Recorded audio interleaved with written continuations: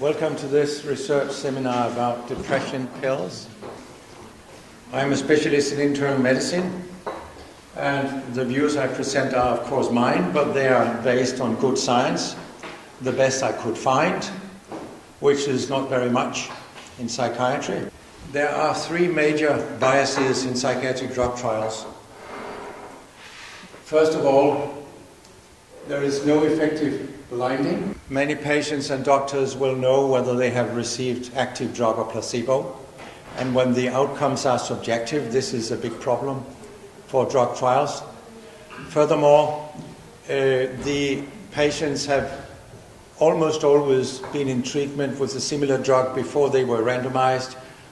And although there is a washout period, it is too short to avoid withdrawal symptoms among placebo patients.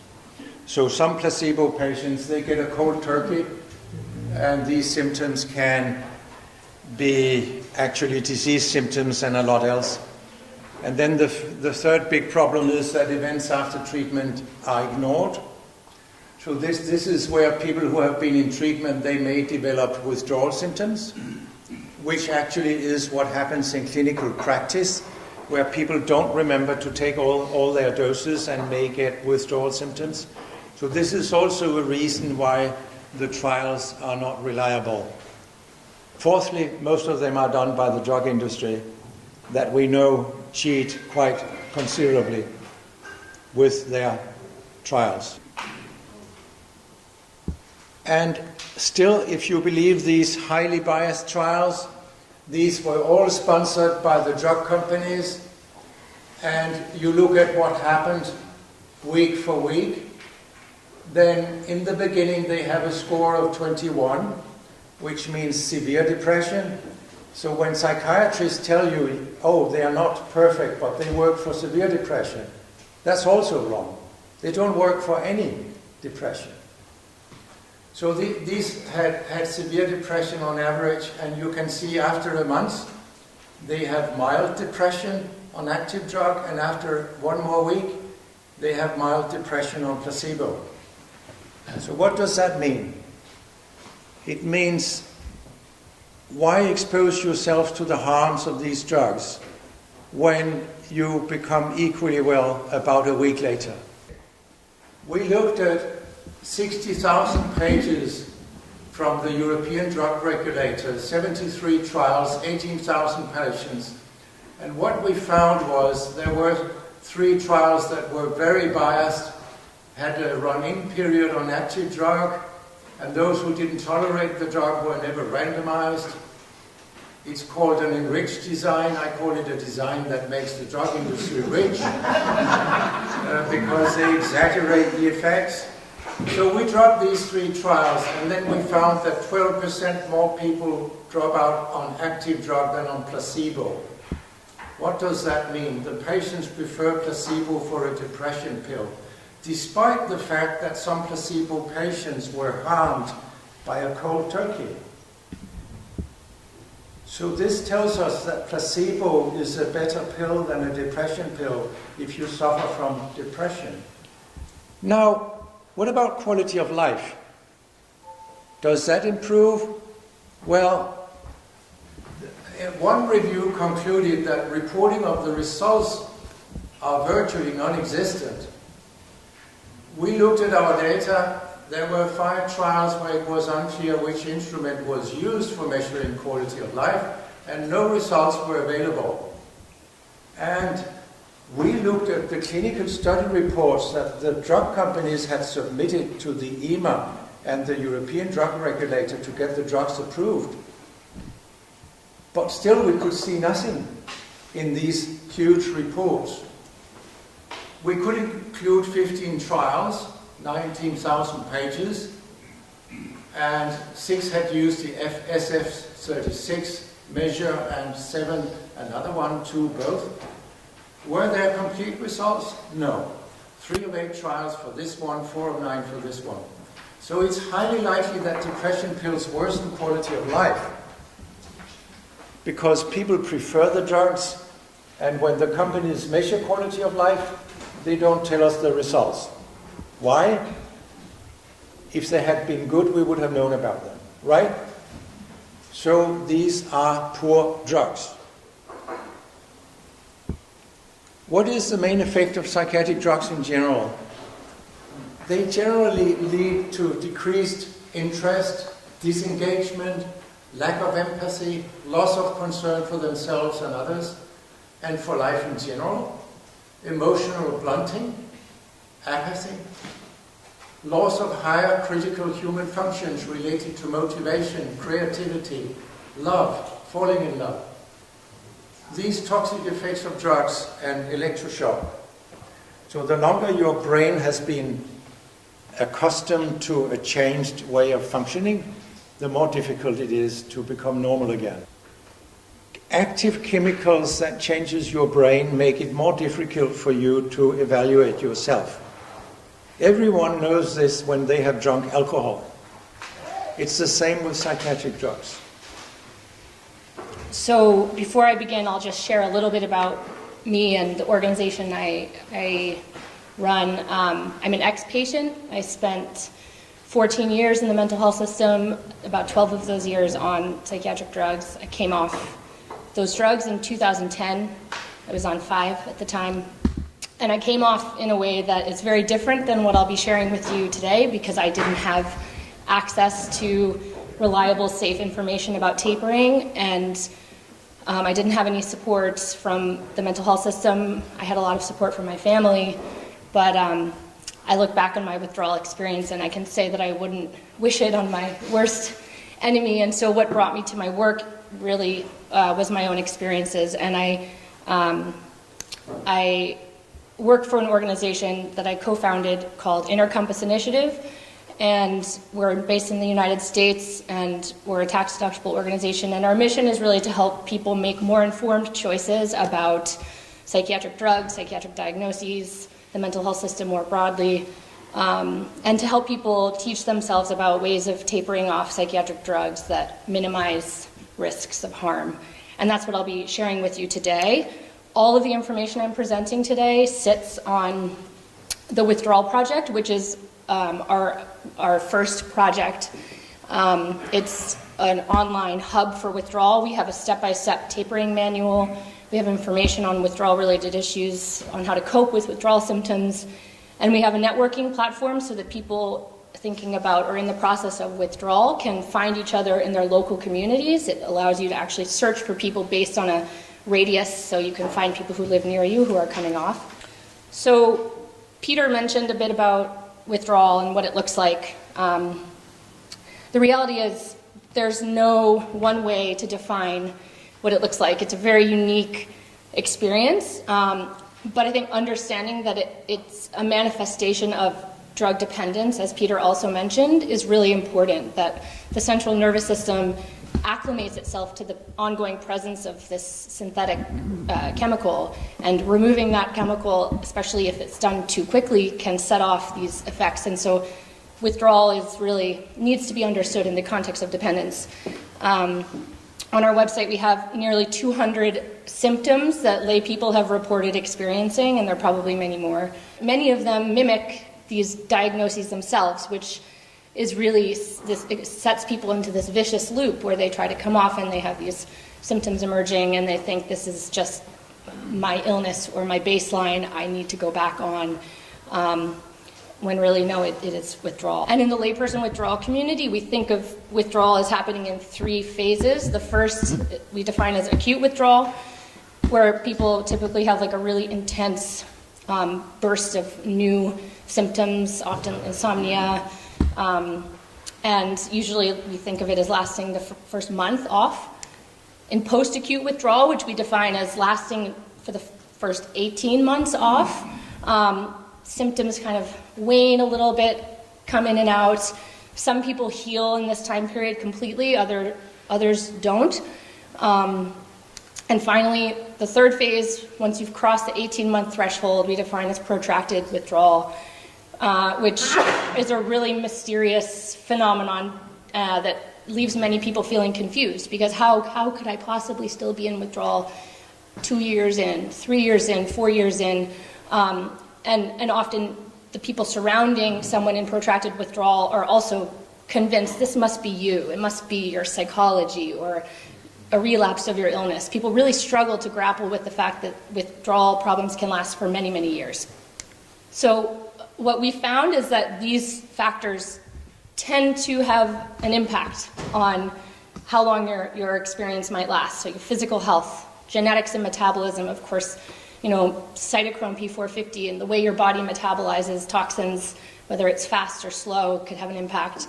What's happening for you in your life and the stressors you have, the supports you have, the particular drug you're taking, the dosage size, how long you've been on the drug for. So this message is a really important one that I think sits at the heart of the withdrawal project. In our society, we have this idea of like what happens when you go off your meds. And even people who understand withdrawal and that withdrawal is a real phenomenon often believe like it's inevitably going to be this horrible thing. The reality is preparing carefully for withdrawal and tapering off slowly and in accordance with what's happening for you in your body can yield very, very different outcomes. In our manual, we have it's two parts. The first part walks you through all these different steps of how you can prepare with exercises, readings, reflections. So if you're interested in a more in-depth exploration of these, you can go there. I won't read the list, but there's a lot of work to do. Maybe I'll focus on a few of them. Just the way you make sense of your relationship to these drugs and how you define yourself and how you understand what these drugs are is important. Really thinking through a support system, whether it's family, friends, or even like practitioners. Trying to optimize communication with your prescriber is also important, and it's not always possible. And as Peter mentioned, that study done by Leisha Ostro showed that many people didn't even tell their doctor because they felt like they couldn't. The body is the most accurate gauge a person has for determining what the length of their taper timeline should be. In the lay withdrawal community, we really view withdrawal symptoms as messages of disruption, of central nervous system disruption, and as warning signs. Basically, as the body saying, whoa, whoa, whoa, what are you doing to me? Like, this feels horrible. It can be really difficult to listen to the body's messages. I know for me, when I was on a bunch of medications, I really lost touch with my body. I lost touch with hunger, satiation, my sexuality, like what it was telling me if I was tired, and I just was disconnected. And so it's easy to say, just listen to your body's messages, and it's much harder to actually practice, but ignoring these messages is likely to lead to progressively worsening disruption. So basically just pushing through, like things are getting worse, but you just want to get off, so you're going to push through. A lot of my friends have found themselves locked up in psychiatric hospitals. A lot of my friends have killed themselves in withdrawal because the withdrawal symptoms became so unbearable that they couldn't take it anymore. So suicides in the withdrawal community are at this point, at least one person a month, it seems, is killing themselves because they can't handle withdrawal. And I should say many people in the withdrawal community found the withdrawal community because they came off too quickly and then began to, there are very few people who do this, who are, a lot of people who are actually tapering this way are people we've reached out to educate. You often find the withdrawal community when you've come off too fast. But my experience, antidepressants and benzodiazepines are the worst drugs to come off of. And therefore, I usually suggest starting with the antidepressants while you're still covered with a large dose of either antiepileptics or antipsychotics. Even though the harm is more, my experience is that coming off antidepressants is probably the most difficult kind of medication to come out of. Because when you come out of antiepileptics and antipsychotics, the gain from reducing in side effects minimization is so much bigger, so you get a very big reward when you cut off a dose of either of those two kinds of drugs, whereas the reward from taking a dose of the antidepressant isn't immediately responded by more energy and more the ability to have a more active life.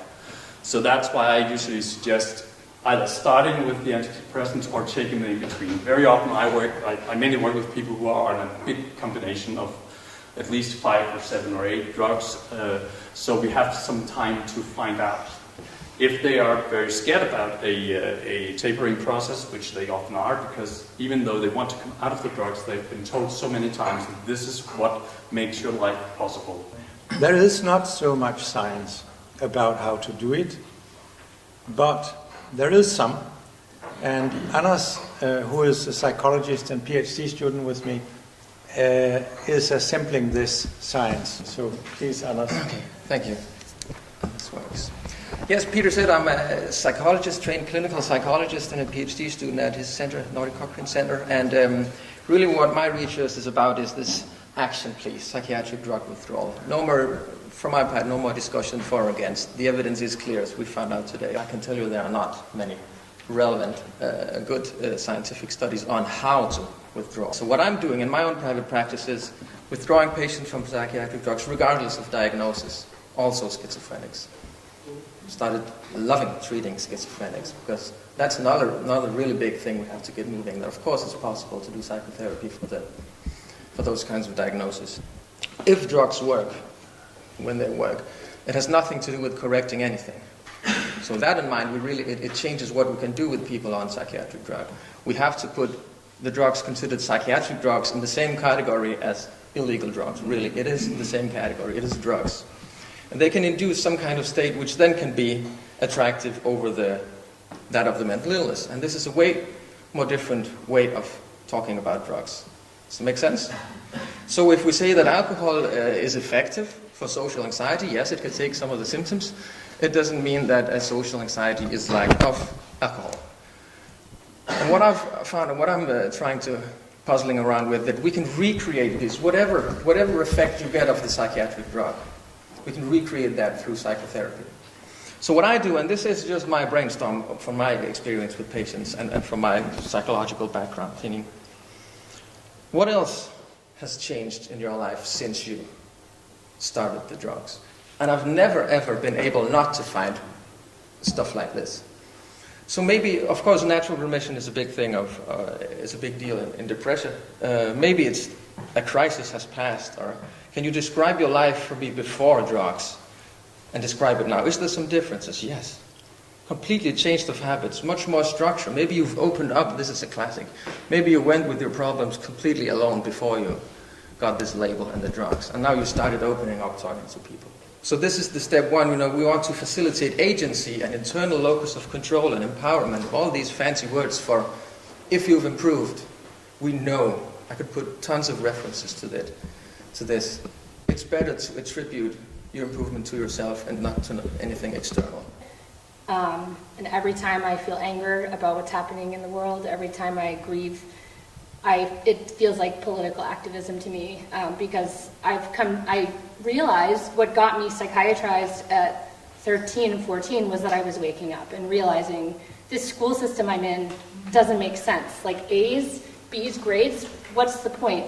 Like, why am I boxing myself into but I was too young to understand that what I was experiencing was an awakening and a development of critical thinking, so I ended up thinking something's wrong with me, that I'm having all of these thoughts. And so returning to what was happening for me when I first got medicated has been really empowering, and I think it's an important message that feeling emotional pain and feeling anger and grief and angst at the state of the world, at what's happening in so many different ways, at the oppressive systems and structures that we're all living under, is important political activism, and that we have to, and it's going to be what helps us change the world, is actually feeling these painful responses that we're having to it.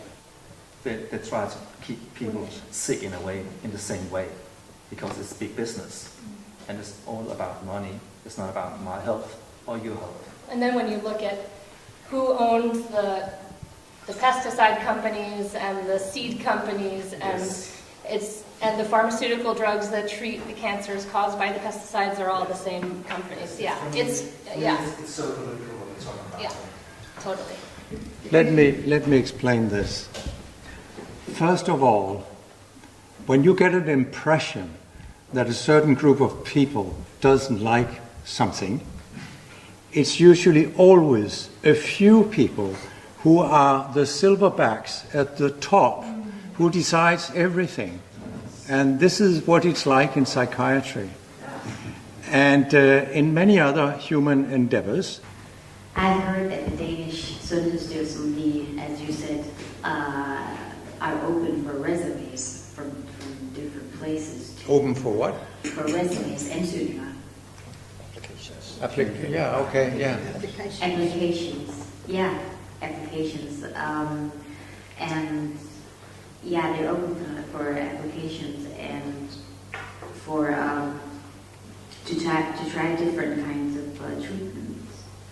Have you guys tried to send one with the involvement of Anders' way of treating people? Well, I think that they had some money out for drug withdrawal, and but there was a very big tie to those, that there had to be a psychiatric ward and had to be done under admittance to this facility, and it had to be led by a psychiatrist, and blah blah blah blah blah blah blah. So that's one of the reasons that those money weren't.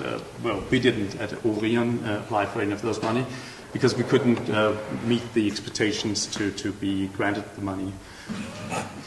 So what we really need is to ignore those at the top, because all these systems people, they think in the same way all over the world, and they're always influenced by the drug industry.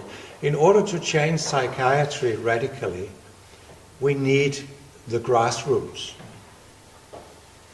So that's what we are trying. It's hopeless to work with people at power. Of course we try, but we get nowhere.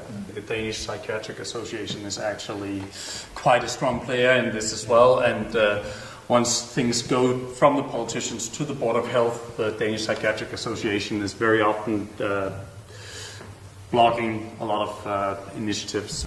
We also have many clients that would say they benefit from the drugs.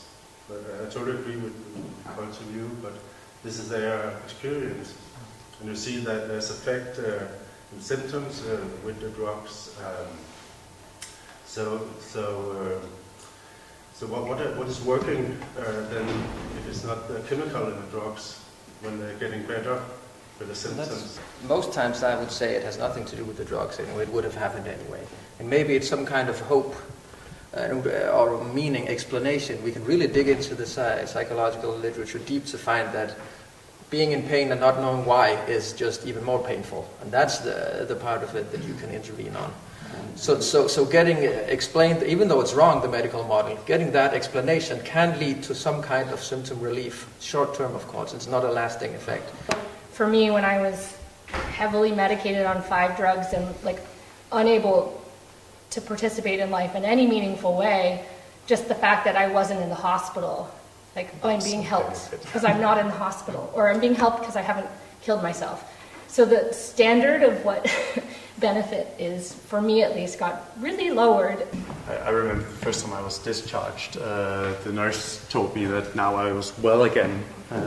I think it goes to show how much my brain was affected by the drugs that I didn't question her how she knew I was well again, because she hadn't seen me being well ever. I actually met her last year, and I had a discussion with her about this is well again, and I definitely wasn't well when I checked out the first time. But that was the phrasing from her exact word. When a young man of 19 or so hanged himself in Jylland last autumn, his parents looked at the internet and they found my name immediately in relation to this problem. And then they contacted me and I talked to them. And they wanted to get the story out. They had absolutely no suspicion. Their boy just had some sleeping problems. And then his general practitioner gave him an antidepressant drug. And then he hanged himself. And I wrote about it in Jyllandsposten. And there was a big article also there. And unfortunately, several professors of psychiatry, Paul Hvidebæk, Per Hove Thomsen, and the chairman of the Danish Society of General Medicine, Anders Sørensen, they all alluded to the lie that antidepressants are helpful for children.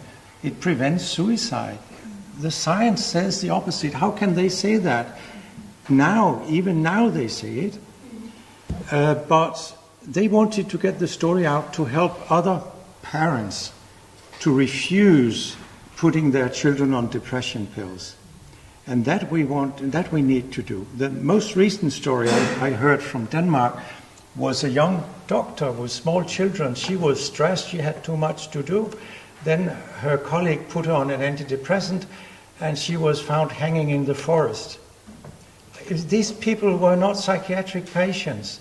They just had normal life events. And the reason I tell you this is that it's so common that patients don't understand this is the drugs. They think it's themselves, and therefore they hang themselves because they can't live with this. Mm-hmm. It's a tragedy that is so huge. So this is another big lie in psychiatry, that they try to tell us that these drugs are specific, and then we are told about receptors and so on, and it's all wrong. They are very unspecific, all of them. You're so sharp, you're so competent, you're so brave, and we really need you to keep on fighting. And I'm grateful that people like you dare to keep on fighting big money and big power. That's one thing I'd like to say to you for many years. Oh, thank you.